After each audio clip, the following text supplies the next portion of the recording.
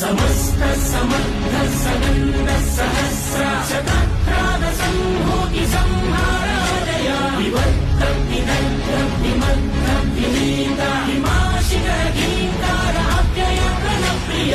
ఆరు చిచ్చుల మండె కపట బుద్ధితో మానవాళి బ్రతుకు మలుగుతున్నదా ఏకపాదమై ఉన్న ధర్మమేలా ఇసుక సేతువై కూలుతున్నదా